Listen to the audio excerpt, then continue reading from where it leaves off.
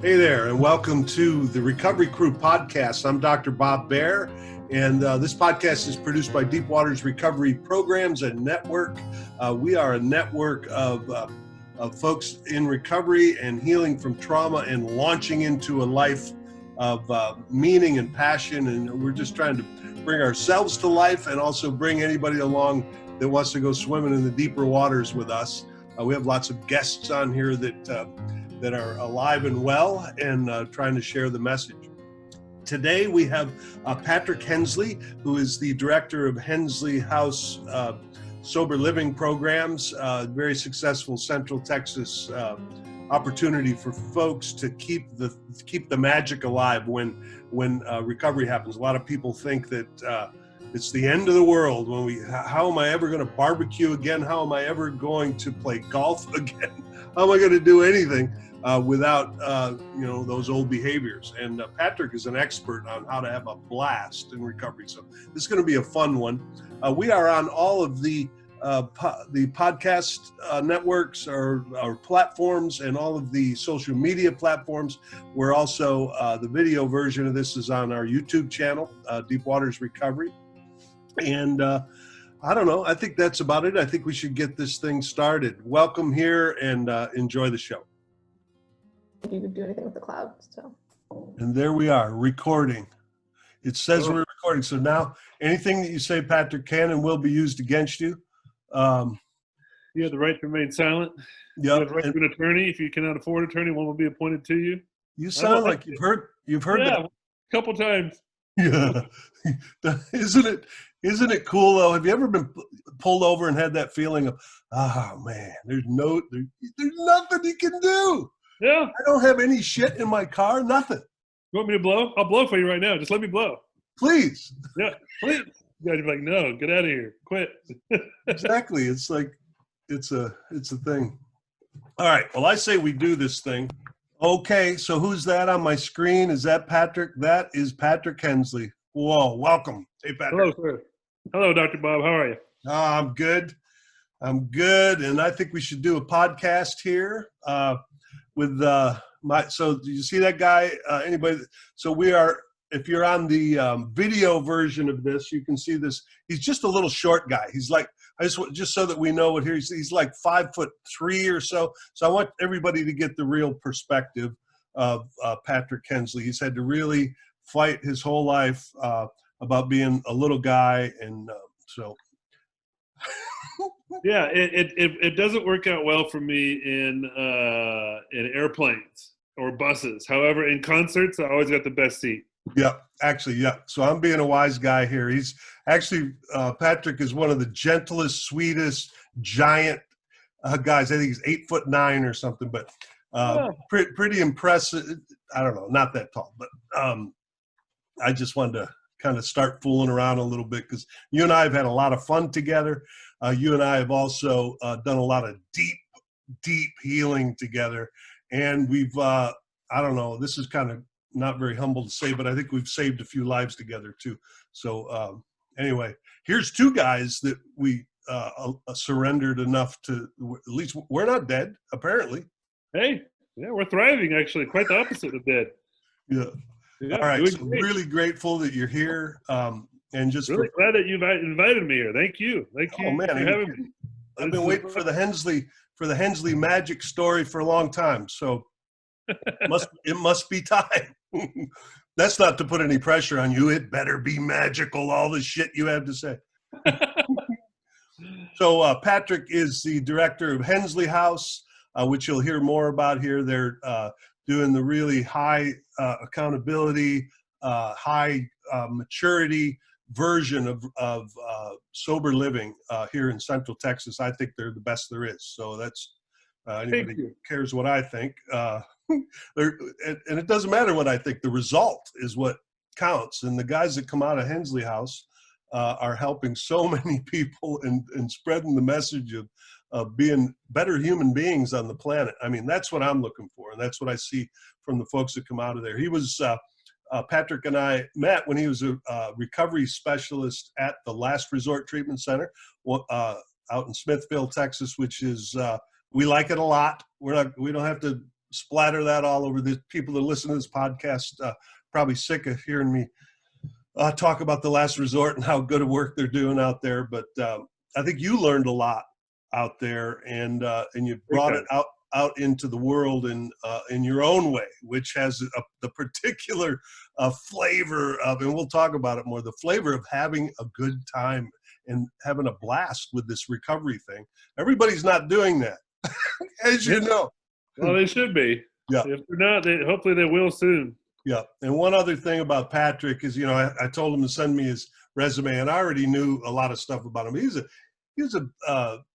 He graduated from UT with in Spanish, which is, I've never really gotten the story about how this 7'9" big white guy from Midland, Texas, wound up getting a degree in Spanish. But I might hear about that. But he's also a successful business guy. He didn't even write any of that stuff down on his bio. It was all about how he's serving around recovery and how important that is to him. So anyway, this is Patrick Hensley.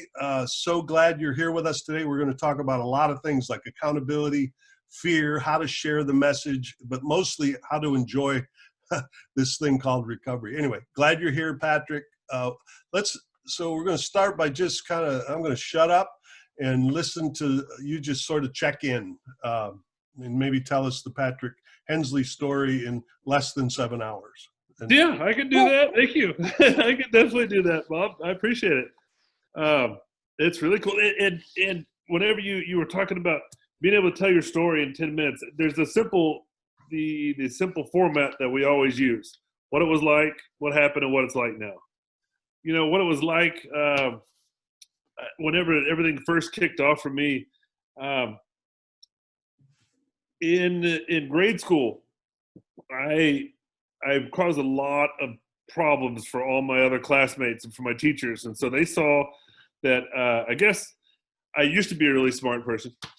Back in school, I guess I was really smart because they said, look, he's finishing his assignments faster than other kids. He's finishing the test faster. When he gets finished, he gets bored and he's poking and prodding and messing with the other kids. And so I never went to, I didn't go to second grade. I went from first grade to third grade. And so scholastically it worked because I was challenged enough that I was on the same level scholastically as other kids. But whenever you are a 6-year-old and you're hanging around with other 9-year-olds, the maturity level is a very big gap. And so I went to this private school, and so I became known as the immature kid. And I had the same 15 students in class with me every year at this little private school in West Texas and Midland, Texas. So that's where I tried to become a chameleon. That's where the people pleasing part came out from me. I wanted everyone to like me because I knew that I was thought of as the immature kid. So I wanted everybody to like me, and that's where that started. So really, at a really young age, I was trying to be a people pleaser, trying to get people to like me. I had 2 older brothers. I have 2 older brothers, and I was able to get my hands on a fake ID a little bit sooner than some other people. And I thought I had a whole bunch of friends because I could go and buy beer. Of course, they were just using me to be able to go and buy beer, but I thought I had friends. I thought people liked me. No real consequences. Nothing big really happened from drinking. I always kept like a summer job. I always make really good grades. Graduated top of my class. Went to the University of Texas.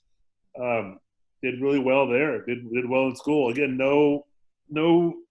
nothing that seemed out of the ordinary. Yeah, I would drink until I blacked out occasionally, but so did everybody else that I hung out with. Like it didn't seem like nothing was out of the norm. I hadn't gotten fired from a job for drinking. No real consequences of that part. I got a DWI one night, and it was kind of like a rite of passage. Like so did everybody else. Oh, you got your DWI. All right, you got it under your belt. No real thoughts of that. And then after I graduated, I moved, and I was moved around the world. I traveled around a lot, and I settled down in Puerto Vallarta, Mexico, selling real estate. Met a girl.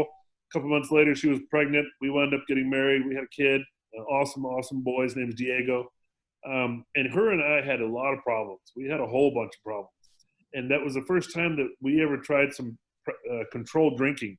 We would say, like, look, like we fight every time we drink, so let's not drink anymore.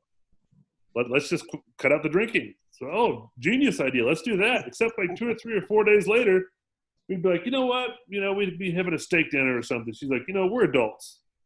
I could have a beer. You can have a glass of wine. We can handle this. and there would go off. We'd start drinking again and start fighting again, and it would just be this cycle of, this is bad. Every time we drink, we argue. Let's not do that anymore. Okay, let's not. And it never really occurred to us that we couldn't do that. It never really occurred to us that we couldn't stop drinking. Yeah. Eventually, things did get bad enough, and we went through a divorce and a very, very nasty custody thing that in Mexico, I won't go into a lot of details, but it involved being kidnapped in Mexico. It involved being thrown in a federal maximum security prison in Mexico on false charges, escaping from there. It involved having sicarios, 2 hitmen, out to find me, to get me, and I've had to flee and escape back to the United States. Man, I remember hearing this from you before, and I think it went into my psyche and settled there like it was some dream that I had, but that actually happened. Yeah, it's not cool to have a hood over your head and thrown in the trunk of a car in shackles, or wind up in a federal prison on a bunch of charges that are false. Nothing about that experience was okay. Mm-hmm. It was all pretty traumatizing, actually. Yeah. And I came back to the United States. I fled back. I made it home. I actually remember getting off the plane in San Antonio. That was the only flight I could get in to the state, and kissing the ground because I was happy to be alive. Yeah. Things went real bad down there. And being separated from my son, I didn't realize what was going on, but I was depressed. I was feeling an insane amount of depression, and I didn't know what depression was. Being from West Texas, we didn't talk about depression. We didn't talk about feelings. They don't have any of that out there. No. You grab the bull by your horns, rub some dirt on it. Pull up your bootstraps. Yeah, if it doesn't kill you, it makes you stronger. Pull yourself up by your bootstraps. Think about that. It's impossible. Yeah. But, in the West Texas ranching community, that's what people would suggest. They didn't have therapists. You didn't talk about that sort of stuff. And so I never knew what depression was. I never had it. And I don't believe that I had depression growing up. My dad, he was an oil man. We didn't want for anything. We went to a good private school.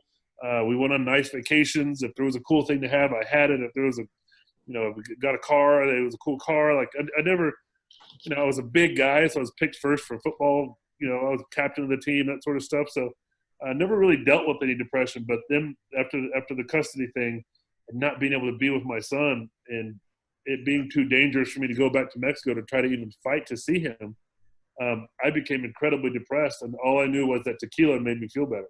Yeah. Well, it knocked it back, right? You and I have done enough work at Braveheart and other places to know that depression in most cases is repressed emotion that needs to find its way out, right? Yeah. And if it doesn't, actually alcohol and drugs worked pretty well for me for a while to medicate it so I could function. It did keep it at bay for a long time, and all I knew was it kept taking more and more. Right. It first would start with like a bottle of tequila, then 2 bottles, and 3 bottles, and 4 bottles, and then it turned into 2 gallons of tequila every day. You did the real deal. Yeah, it was a lot. It was a whole lot of tequila all day, every day, and finally things just got so bad that at some point my friends were finally just. I remember coming to at some point, and I'd stolen a motorcycle and crashed it, wearing like shorts and flip flops and like a tank top, and I'm covered in blood. And I'm coming to, and all my friends around me, they're saying like, "We're throwing in the towel, bro. We don't know what to do with you anymore. We give up." Yeah. And it was at that moment that I didn't even know it, but I kind of subconsciously did steps 1, 2, and 3. I was like, I can't do this anymore. This is the problem that I can't fix. Yeah. I can't quit drinking. Which is the half of the first step, right? It's I'm powerless. I've tried, and I can't. I can't do this anymore, and I'm ready to allow something else to help me because I can't. So they said, we called your family. We're going to send you off to rehab, and I was like, great. I'm very open to that because I can't figure out how to stop drinking. Yeah. For the life of me, I can't figure it out. I was very lucky. Went to an incredible.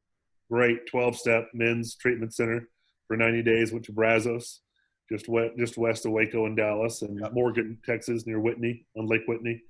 And there it was solution-based, solution-oriented. We worked all 12 steps while we were there. I had an experience while I was there. I couldn't go for very long at all without thinking about tequila. And, after I did my 5th step there and I'm walking back from my cabin to where we eat, all of a sudden I remember thinking, like, God, I can't remember the last time I thought about tequila. I can't think of it. Yeah. That was the beginning of my spiritual awakening that I had there via the 12 steps. Because I had tried on my own to quit 1,000 times. I'm only going to drink on this day. Like it says it in the book. I'm only going to drink. I switched my brand. I'm only going to drink at these certain times. I remember at one time my plan was I'm only going to drink in the morning. Like just the most obscure and insane plan. I did everything except for plan it out on an Excel spreadsheet. I was a very organized alcoholic. And finally I was like, I can't remember the last time I thought about tequila. This is odd. So there's something to this. And that was part of my second step when I really said, there's something else out there, because I've tried everything I can. Yeah. I was always incredibly smart. I was successful at anything I put my mind to. Like I said, captain of this, the president of the National Honor Society, yada, yada. And I could not figure out how to quit drinking. That's one of the things we say in recovery with these smart guys, because a lot of addicts are smart guys. Sorry, bro, this is the one place that's not going to help you much. Yeah, it actually deters you. Like, if I wouldn't have been successful at other things, I would have given up a long time ago. Like, hey, I quit, but I've been trained not to quit. That's right. You keep going until you're successful, and so I just kept fighting and fighting and fighting and fighting, and finally, when I was at that moment when I came to in that bed with all those people around me, like, we don't know what to do with you. We're taking you to rehab because we don't know what else. I was like, fine, because there's no way I can figure this out. Because not only did I try it, then I would try it and I would tweak a little something and I would do it this way, then I would try it this way, and if that didn't work, I'd try it this way, and nothing. And here I was 5-6 weeks into rehab, and I couldn't remember the last time I thought about tequila. And so I was like, whoa, this works. This really works.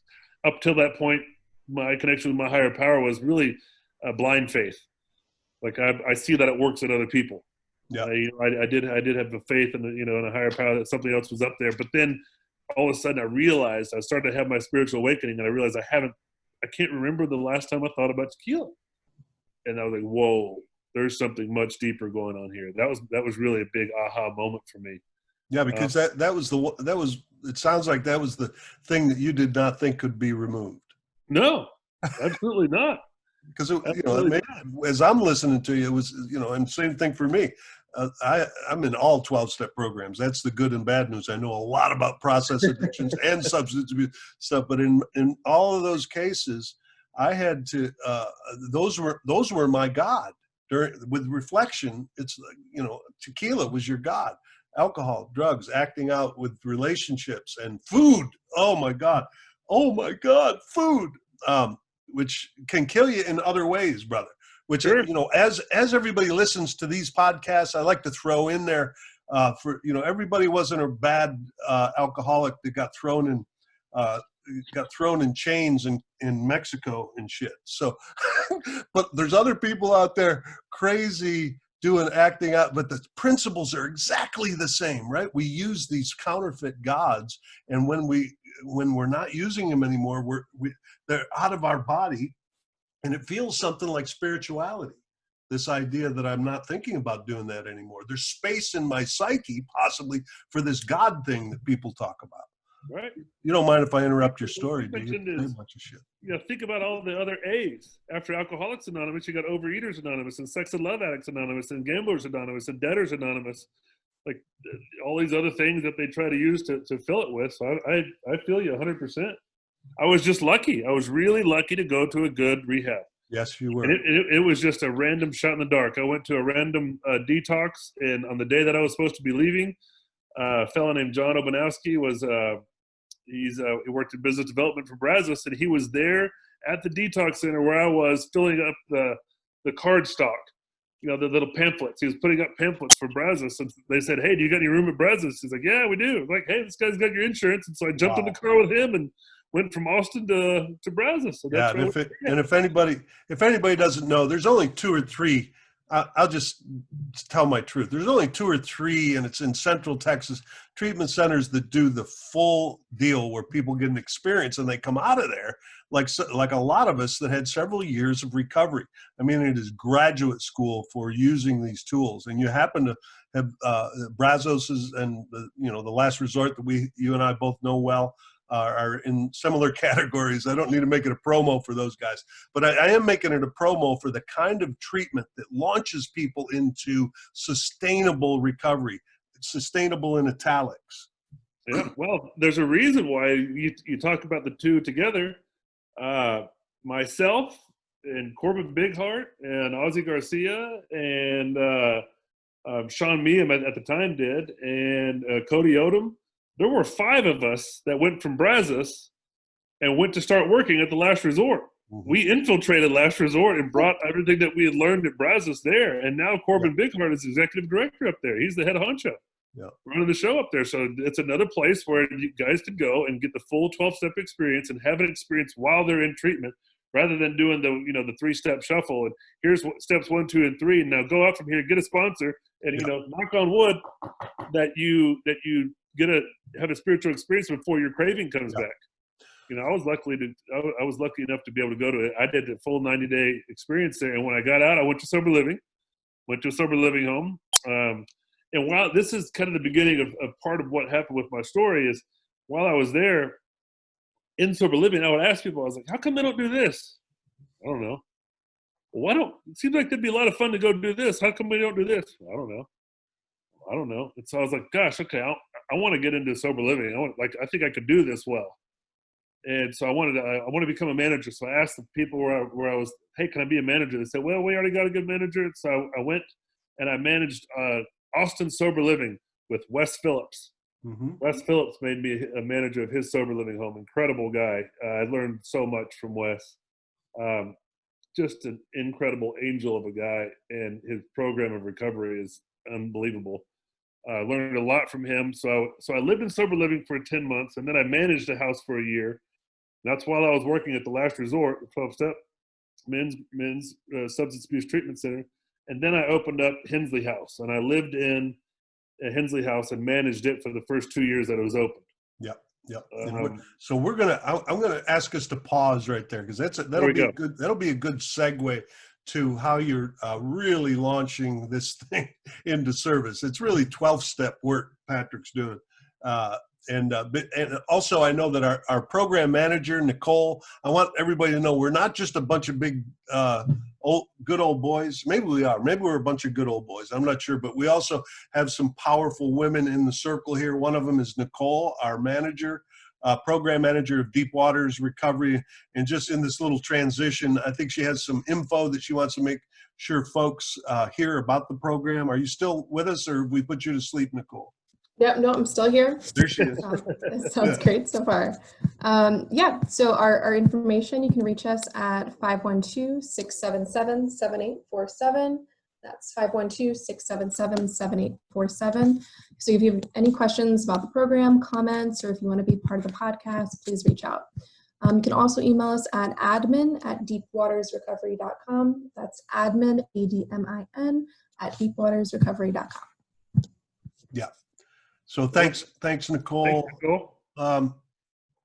So there's this unique style of treatment, but it's really it's pretty much like in my practice as a therapist and a clinician, which I sometimes detach myself from that idea because it has some things hanging on it. Like there's going to be some prescription that I'm going to impose on someone that will make that addiction go away, possibly, or their trauma will I'll have some magic. And what we found is there's nobody with that magic. It's a community-based deal, and it's a spiritual deal. And when you start throwing ideas like that into the clinical waters, somebody's not going to get paid, maybe. And maybe, right? And you're going to turn it over to the community? Oh, we can't. Well, you better get a doctor in here. Anyway, don't get me started. Too late. And then you throw the spiritual thing in there. The only thing in psychology you can get away with is Dr. Jung's work, right? Which overlaps a lot with recovery. So there's a few treatment centers, and there's a few programs, and there's the Hensley House, and there's a few other really good sober living places that really bring the community-based connection, one person doing healing to another. We say one alcoholic to another, but I say one person surrendering with another person. That's how we grow. And I know that that's what you're up to. I want you to talk about that. This idea of, accountability, right? This is, let me just throw some ideas out here and let you bounce off them. So this idea of accountability, when I first, that's the last thing I might let, it's like really close to responsibility and a bunch of shit that I have to do that you're going to make me do.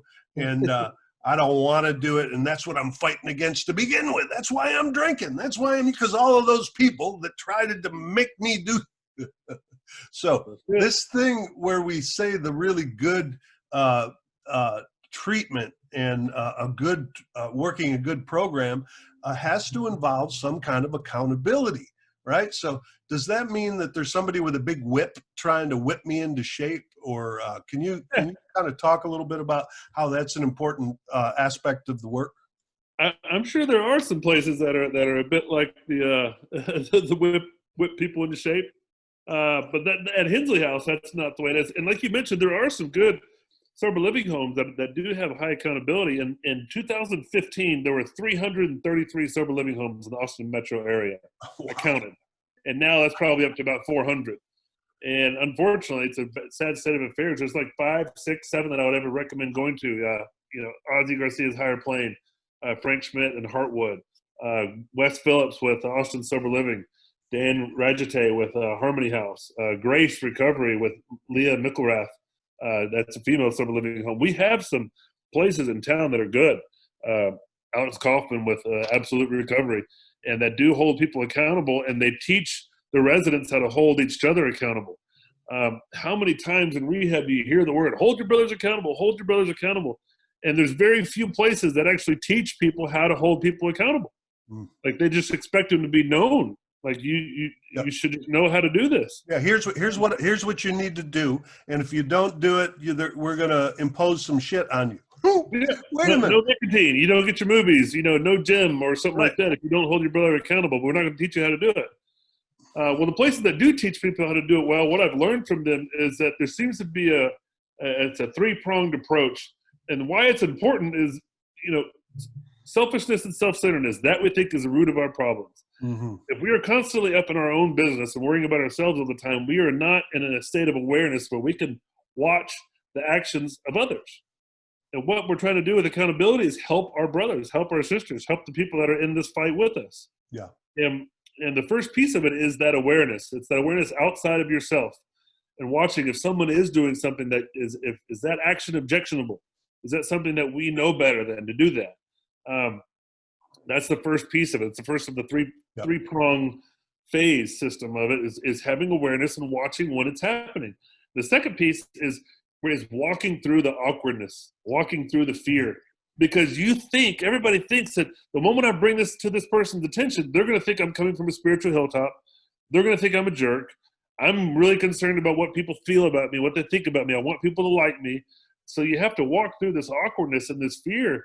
And in the beginning, it is quite awkward. It's hard to do. You got to push yourself to do it.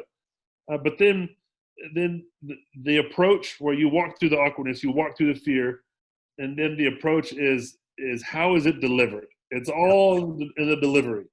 Because you can walk up to somebody and say like, hey, if you keep leaving all your clothes on the floor, we're just going to throw them away. Like, did you? Thanks, Dad.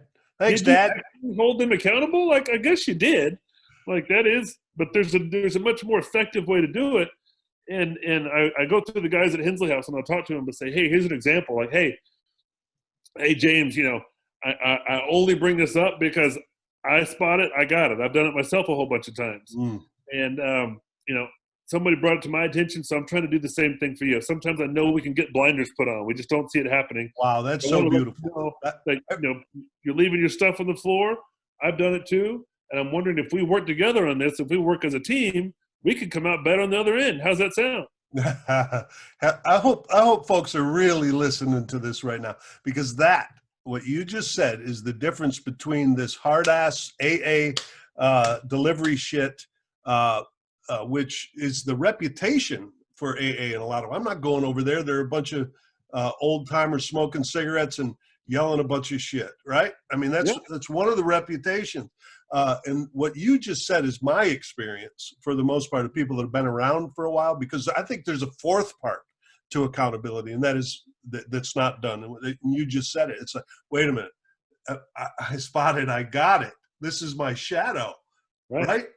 And that there's something that is so disarming when I come to you and I say, I've got this. You see what you're doing with your thumbs right there? I've got that too. I don't know what that is. I'm kidding. But that is a piece of it. That is when you go to bring it to somebody, it's the approach. It's how do you word it? Hey, I'm not trying to act like I'm better than you in any way at all. The only reason I've noticed is because I used to do it all the time. Yeah, I got that. That's the same thing, and that was the second piece of it. And the third piece is how it's received. Yeah. If someone's bringing you accountability, it's really important to first think and put yourself in their shoes and remember that they just walked through some fear and they just walked through some awkwardness to be able to come and help bring something to your attention to help you. And if you have that mindset, the moment someone tries to come up and bring you some accountability, even if they mess up, even if they don't really do the best job of the delivery, they're trying to help. That puts you in that state of mind that at least this person's trying to help. So you're creating a community here. It's not I'm awkward sharing it with you, but when you call me on something, can I be mature enough to hold space for you doing your work, to break through your own fear, to tell me what you see in me? This is unheard of. This is unheard of on the planet. Don't you think this would end all wars if the guys at Hensley House are good at it? It's amazing, and I see them struggle with it at the beginning, and the longer that they stay there, the more I see them get in the flow of doing it. And gosh, it starts to run like a Swiss watch. It becomes really amazing to watch. When I lived in the house for those first 2 years, I always left my door open, and I worked from home. I had a home office, so I was always paying attention. I was listening to guys as they'd be saying these things. I'd be like, silently giving them the fist pump. Yes, you did it. Yep. And you agree with me that there does have to be a component of looking at our own shadow in this. I mean, not just doing it for manipulative purposes. Oh yeah, I've got that too. Yeah, I leave my clothes around too, just for manipulative purposes. It is an opportunity to truly see my shadow when this guy's making a mess of his life and I have a charge about it. That's for me, when I'm judging somebody and then I'm going to give them some feedback that will help them grow. If it also comes with this anger, resentment, I know I've got something cooking in there for myself, right? 100%. Yeah. 100%. So I think when people get an explanation of that, it becomes a lot more clear for them, and it's easier for them to do it. And it's just like a learning curve. The first time they'll still have a lot of the awkwardness and fear. But when the person that they're delivering it to responds well, they're going to be more likely to do it again in the future, and they're more likely to do it again in the future. And then you got an era of compassion where guys are helping each other out. They're helping each other out for the greater good, and it's nice. See, there's that first example you said, we're going to throw those clothes away if you don't pick them up, right? That's like bad dad stuff. It's like we've all got these examples. Not that we've all got. We're all from a good family. Everybody raise your hand if you're from a good. We do this at Braveheart because everybody's somebody was good in there, but we also have trauma from some of our folks that we grew up that were our caregivers maybe didn't have that much training on how to own their shit, right?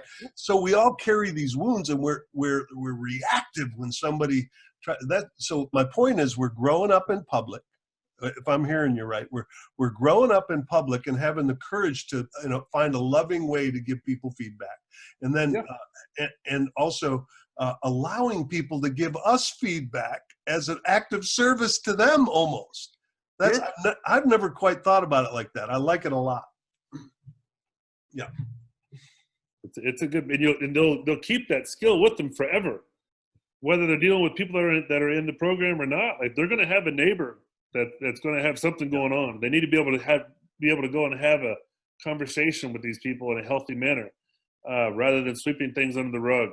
There's so many people in recovery that at some point in their lives, they were very conflict avoidant.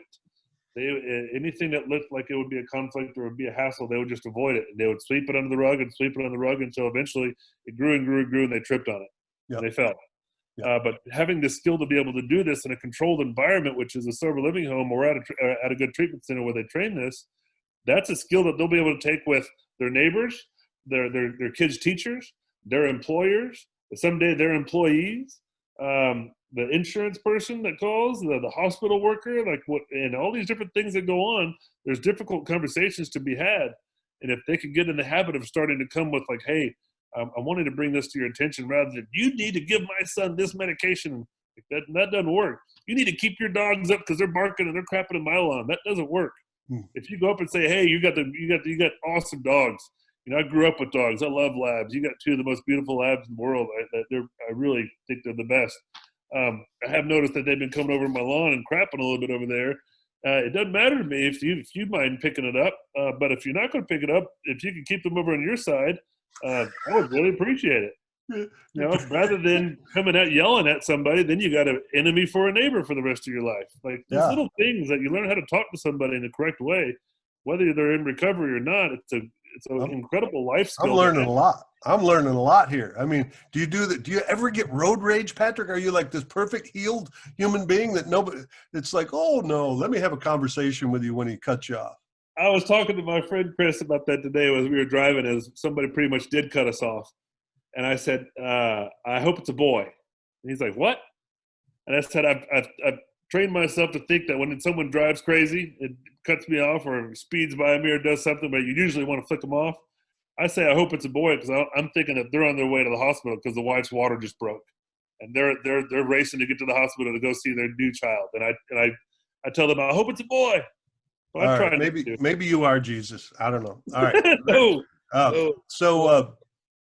Okay, so here's a word that I've heard you say more than any other word, I think. Maybe I'll go back and listen to this and count to see if I'm right. But fear, right? Oh, wow. 100 forms of fear were run by it. I think I got the quote right. And I've been heavy into the drop the rock thing, step 6 and 7 lately. And one of the contentions is that all of our character defects or our shortcomings or our wrongs that we've done or whatever name you want to put on it, a lot of it is run by fear, right? It's underneath it. The real problem is fear. It just shows up as procrastination or selfishness or self-centeredness. In my work, in our work at Braveheart and at other the other circles where we heal trauma, we know that this comes out of those roots, right? And we can't always step up onto the carpet. You remember the carpet work? Carpet work. Yeah, We can't always have a carpet and do this deep psychodrama process to try to heal. But there are ways to take a look at this fear and to transform it, right? I mean, on a day-to-day basis. Sure. I know this is one of your things, so I want to hear about that. Ways to learn. It's an incredible catalyst for growth and learning. Fear. What's it say in the book? The evil and corroding thread, the fabric of our lives were shot through with it. Yeah, shot through with it. Not just a little bit of fear, like the fabric of our lives are shot through with it. Like it's everywhere. And I like to, I wrote something about this to you in the last email I sent you. And I was talking about how a fear that I had converted into my greatest moment in recovery. Right. Because whenever I did finally, my friends were, like I mentioned before, they were standing around the bed that I was all bloodied in, and they're like, we give up. You need help. I was like, you're right. I need help. I went to rehab willingly. I wanted to go. I wanted to be there. Because in any rehab, you'll find a lot of guys that are there because their mom and dad drug them there. They grab them by the ear and drug them there. And they're not really down to do the right thing. There's a big group of people out of there because they've been court ordered to go. They got too many DWIs or too many possession charges, so they're court ordered to go. Then there's also a group of people out of there because they're trying to get somebody off their back. Yeah. They think going will get the wife off their back, to get the boss off their back, get the kids off their back. And then there's a group of people that are there, it's usually a smaller group, that are just sick and tired of being sick and tired. Mm. And and that's a group I was in. I was excited to be there. I wanted to be there. However, when I got there, all my fear kicked into, it went up to 11. Just like on the movie Spinal Tap, mine goes up to 11. Like it didn't go up to 10. My fear went up to 11. And I was freaking out because all I could hear Remember Snoopy and Peanuts, the Charlie Brown cartoons? Whenever Yeah. Charlie Brown's in school, remember what the teacher sounds like? Wah, wah, wah, wah, Oh, wah, right, wah. right. You can't make out whatever they're saying. I wanted to be there in rehab, and in my first few days I was there, I'm going through all these lectures, and we're sitting in group talks and big book meetings and step one lectures, what have you, and all I could hear is wah, wah, wah, wah, wah. You will never get to drink again. That's all I heard. Just over and over. I can never drink again. I'd never get to drink again. I'd never get to drink again. And that freaked me out. The fear that I had about I couldn't handle it. It's like my brain was on tilt. It did not compute. The idea that I'm never going to get to drink again just freaked me out. The amount of fear that I had. And I was walking around like a zombie. I was compliant. You know, I made my bed. I showed up to work ethic. I showed up to groups on time. I did what I was supposed to do, but it was just going in one ear and out the other, because all I could think about is these people are trying to tell me I can never drink again. And I couldn't wrap my head around that idea. So one of the guys that was there, he pulled me aside. He said, "Hey, come here, sit down." I guess he could see that I was freaking out a little bit, or like a zombie, I guess. I think I'd been there 3 days. I know I'd been there 3 days because this memory was burned into my memory. And he said, he sat me down and he told me a little bit about his usage and his drinking first. He was a heroin addict, and he told me about there was a time that his parents tried to get him to kick heroin in their house. You know, well, they'll take his keys and take his car and try to get him to kick it there and detox there. He wound up grabbing his dad in the middle of the night, putting a shotgun into his dad's mouth and saying, "Give me my money. I'm going to go get my dope." Like, guy was qualified to be there, we'll say. he's one of us. And, you know, he had to tell me that because then I would listen to him. Yeah. Because then I paid attention to him. Because how many times when in my drinking career that I have someone come up and say, "Hey, Patrick, maybe you should quit drinking." And I'm just like, "Oh, Eureka. Why didn't I think of that?" Yeah, right. You know, all my problems are solved. Thank you so much, sir. Thank you. Just, duh, why didn't I think of that? You just want to, like, slap somebody sometimes. But, you know, I was polite. "Oh, yeah, you're probably right." In the back of my head, I'm like, "You fool." But anyhow, this fella, Drew, that was his name, he told me about that experience of his. So I was listening to him. He said, "Tell me about how you drink." And I said, "Man, I lived in Mexico for 10 years, so I drank a lot of tequila. And I started by drinking mixed drinks, and that didn't really work fast enough. So then I drank shots, and that really didn't work fast enough. So then I just started drinking out of the bottle. But all the bottles in Mexico have this little plastic aeration device, and it just trickles out. It doesn't pour out. So finally, I would go down to the little convenience store and get their big wide-mouth styrofoam cup, and I would just put the bottle upside down in it and let the bottle empty into the big cup, and then I could chug it with a wide mouth. And that's how I like to drink. And I was regular technician, tequila technician. That's right. And I was a very organized alcoholic, because when I would leave for work in the morning, I would have one of those pint glasses, those big styrofoam that's I don't know, in between the pint and the big gulp one, I guess. I would have one of those full of tequila, so that when I got home from work, I could take my sunglasses off, take my wallet out, and put my keys on the little charger tray, and there was my tequila glass right there. And I would take it and chug the whole thing. And before I even hit the counter with the cup again, it was this, that release, that battle of epic proportion that's going on in my head all day just stopped for a second. It was like a religious ritual. Oh my God! Yeah, exactly like a religious ritual. The hamster wheel that's flying at 3,000 RPM in my head just stopped for a second, and everything was okay. Everything was right in the world, right at that moment. Everything was okay. And this guy Drew, he looked at me and he said, "Hey, you know that feeling you're talking about right now?" Like, yeah, I know it well. He said very clearly and very calmly, he said, "I can show you how to feel that way without drinking." And that, because the way he said it, he's looking me square in the eyes, like I know he wasn't messing with me. He meant it. And he said, "I can show you how to feel that way without drinking." And all of a sudden, that was a game changer, Bob. Yeah. It changed everything, because I was at that moment. I realized at that moment that I wasn't addicted to a brown liquid in a glass bottle that said tequila on it. I was addicted to how it made me feel. Yeah. And so my biggest fear was that I was never going to get to feel that way again. I wasn't scared that I wasn't going to be able to drink a brown liquid out of a glass bottle. I was scared that I wasn't going to get to feel that way again. Yep. And here, this guy just seeing a newcomer and trying to help, giving back. He sat me down and he said, that feeling you were just talking about, I could show you how to feel that way without drinking. Yeah. And at that moment, I was like, okay, you got my attention now. Yeah, it's powerful. It's powerful. And just for anybody that's listening, that's likes a little bit of logic around this, my understanding is that we don't get high from alcohol or heroin or even acting. We get high from our own dopamine, serotonin, oxytocin, the drugs that are already in our body. Alcohol was just firing up certain the things that are in our body, but it takes a little bit of work to get that high within our body. You don't just learn it overnight. So this guy gave you the key, and you said, "Wow, that's a beautiful key," but you didn't suddenly find God and get high from God in that moment. Probably there's probably a little bit of work involved in finding this. But what you're talking about is very interesting, Bob, because think about it. Like, I would take that drink and I would drink it, and before I even set it back on the counter, I already felt like $1 million. Yeah. It didn't even have time to get through my system yet. So that's right. With my own endorphins and my own dopamines being released. You ask a heroin addict, like they don't even need to have the heroin. They just talk to the dealer and said, "Hey, the dealer said he's holding." They feel it.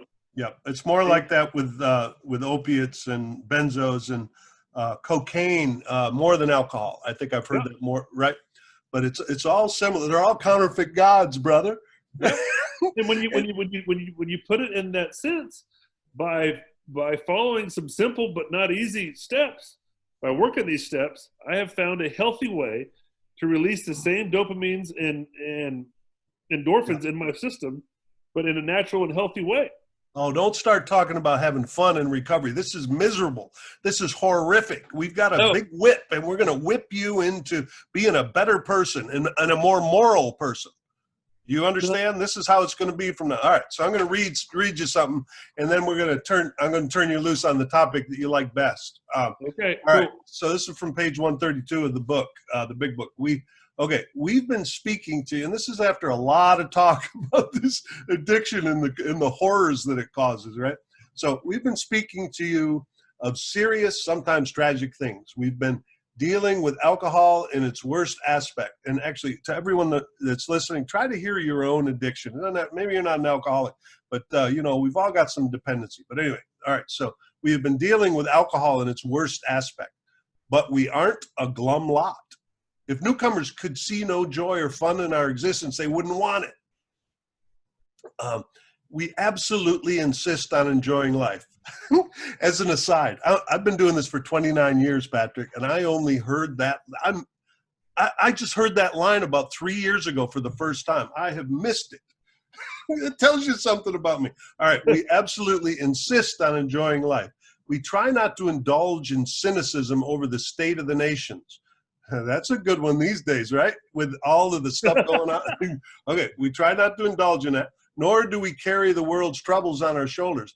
When we see a man sinking into the mire that is alcoholism, we give him first aid and place what we have at his disposal. For his sake, we do recount and almost relive the horrors of our past. But those of us who have tried to shoulder the entire burden and trouble of others find we are soon overcome by them. And then one more thing. So we think cheerfulness and laughter make for usefulness. Outsiders are sometimes shocked when we burst into merriment over a seemingly tragic experience out of the past. But why shouldn't we laugh? We've recovered and have been given the power to help others. That's some of your favorite stuff. I happen to know that. Yes, it is. So talk a little bit about how you're bringing that to life, because I know you're doing it in a way that very few other folks have attempted. That's what I named the nonprofit that I started. Not a Glum Lot. That's the name of it. That's from that line in the book. That's from page 132. We insist on enjoying life. It happened by accident. At Hensley House, when I lived in the house and I managed the house, I'm just an outgoing person to start with. I always have been. So are my brothers. It's just kind of our upbringing. So when I would be at the house and I would say, I'm going to go to the University of Texas Longhorn football game. I'm like, all right, guys, let's all go. Come on, let's go with. and I would start to, like, a lot of sober living homeowners, I think they initially have the idea that they're going to be helpful, but they wind up, I don't know, putting a manager in charge and then leaving it and looking at it as mailbox money. All I paid for the first 2 years was the minimum payment on the house. All the extra money went to, it's like I had a massive, Irish Catholic family. Everywhere I went was a table for 13. If I wanted to go to a Longhorn football game, you're talking about $2,000. I took the whole house to go, but it started with just small things. Like, I'm going to go bowling. Yeah, let's all go bowling. Come on. Yeah. Or we're all going to go. My buddy's got a dove lease. We got a bunch of shotguns. Let's go dove hunting. Come on, let's go. And finally, my stepdad won and some raffle, I think it was Knights of Columbus raffle. He won 4 greens fees to a Falcon Head golf course out in Lakeway, which is that's a $200-something a round golf course. And there were some guys at Hensley House that I knew were golfers. And I said, hey, I got 4 greens fees, carts, clubs, everything included. We're going out there this Saturday. We're all set up. And these 3 guys were like, oh, okay. I was like, I don't get it. Like, these guys used to, they liked golfing. What's the deal? And so on the morning of Saturday, I'm like, all right, guys, we're all excited to go. And they were just kind of like, blah, whatever. Yeah, I guess they went. But when we finished 18, one at a time in their own different way, they all came up to me separately. Were like, hey, I got to tell you, I wasn't excited when you were talking about us going golfing. I thought you were pretty much just going to ruin my Saturday because I couldn't imagine playing golf without drinking. Mm. And they would say, like, that was so much fun though. I just had a blast. I really, really liked that. One of the 3 guys came up to me and said, I haven't finished 18 holes in 20 years. Didn't make it. No, he got way too drunk before every time. And so all 3 of them had the same preconceived notion that it was going to be glum. Yeah.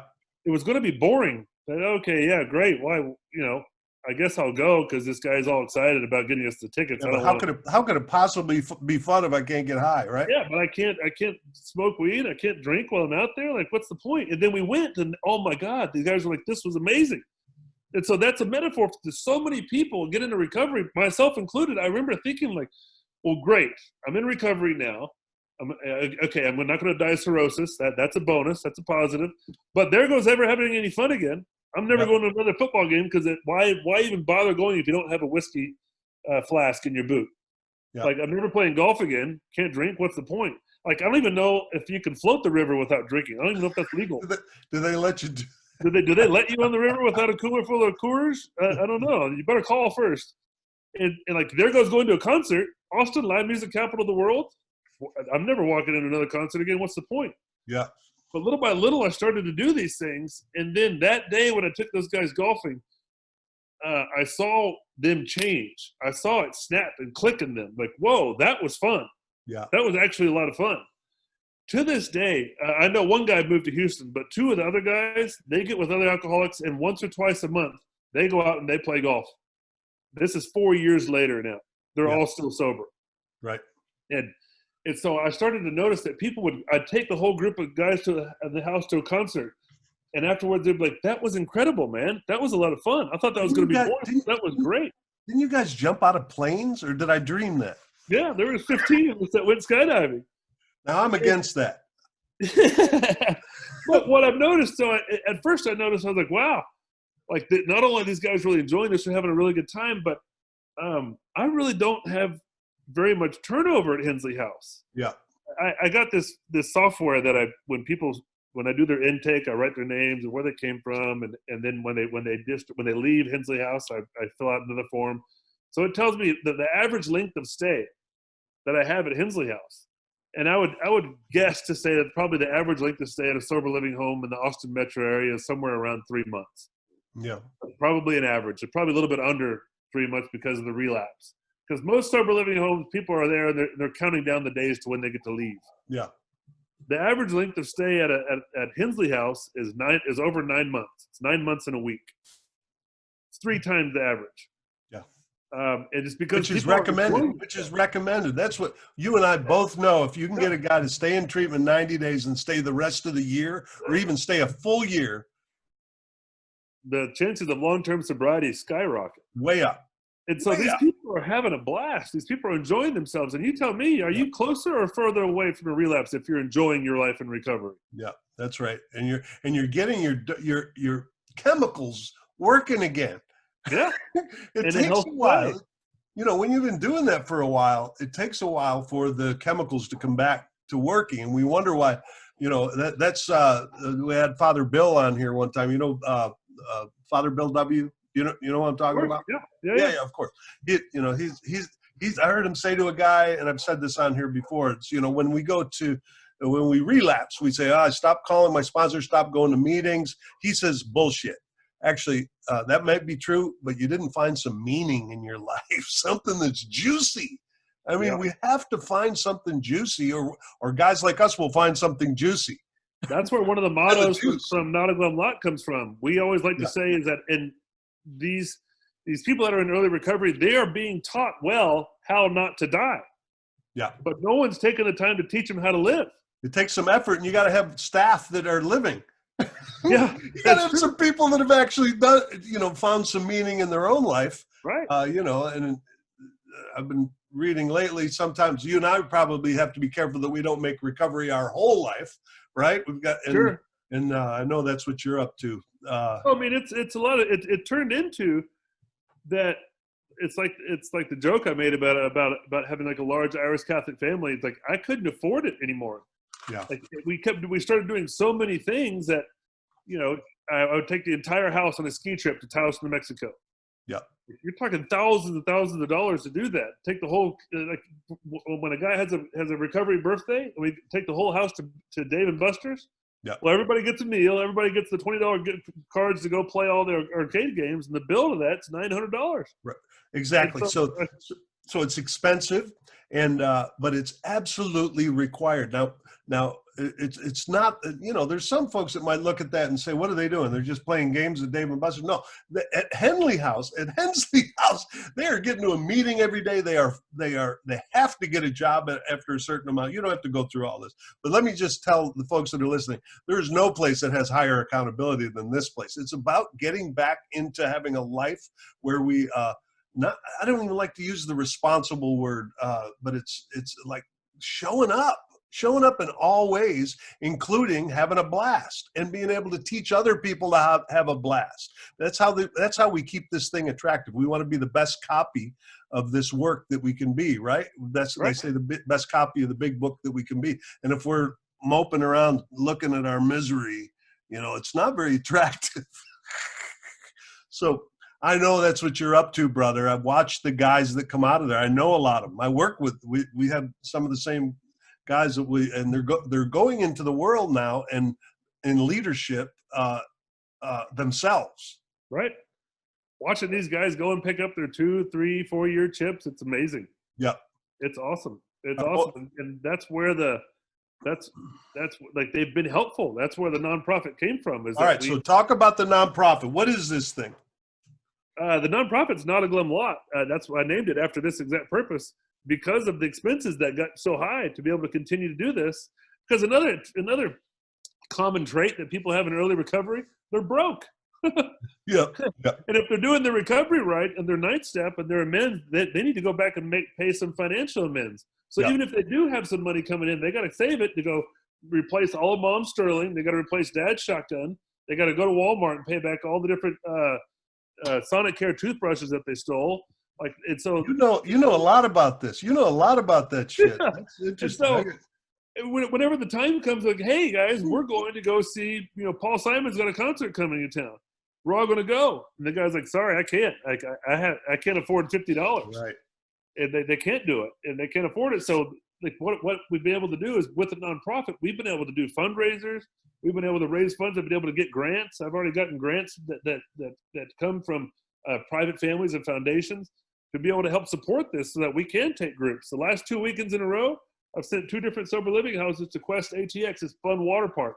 Yeah. Where these guys go and have fun together, enjoy the camaraderie and brotherhood.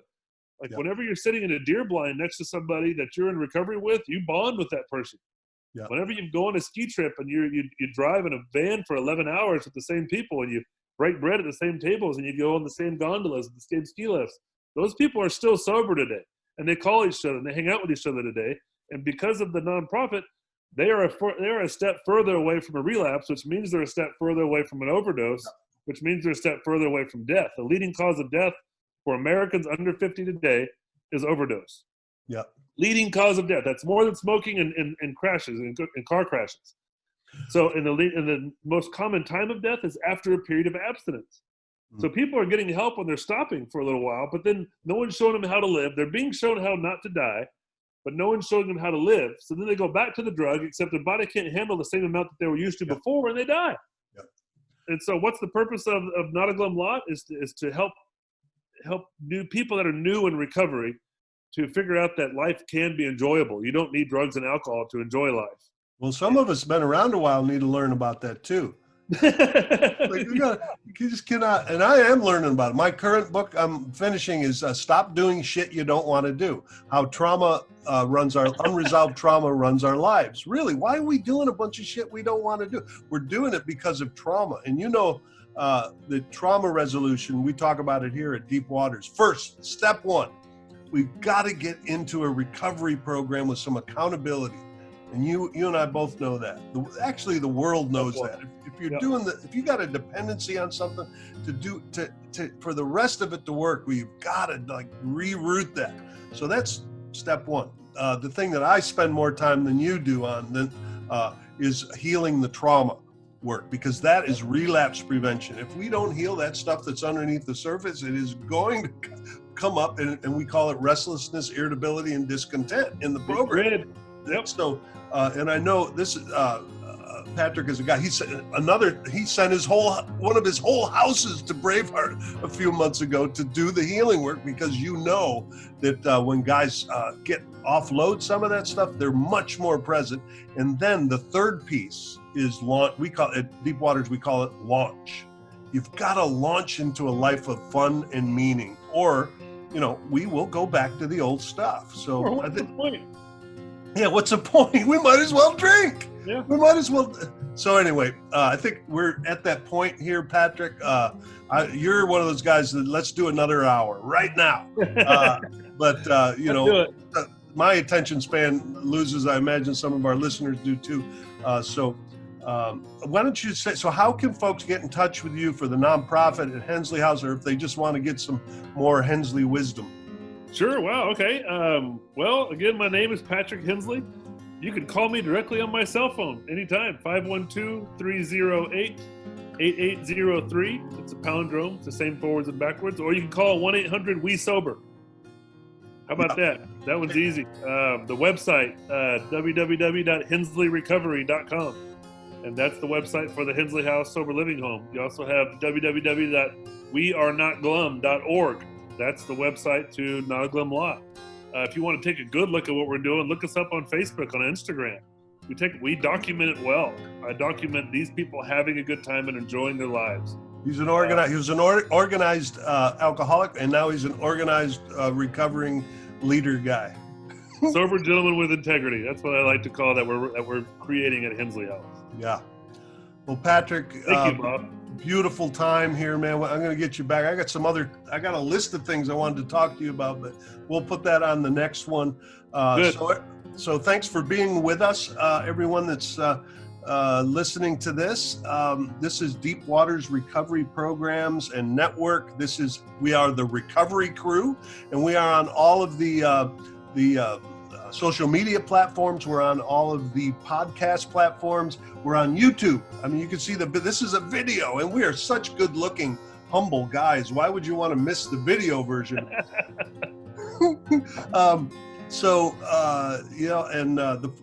Nicole, you still there? You want to say anything more about how to get in touch with us? Yeah, so our number again is 512-677-7847. You can email us directly if you have any questions about the program, comments, or if you want to be part of the podcast, please reach out. Our email, admin@deepwatersrecovery.com. Again, admin@deepwatersrecovery.com. Thanks, Nicole. So I'm Dr. Bob Baer, and thanks for being with us today. Thank you, Patrick Hensley, and you're in the deep waters now.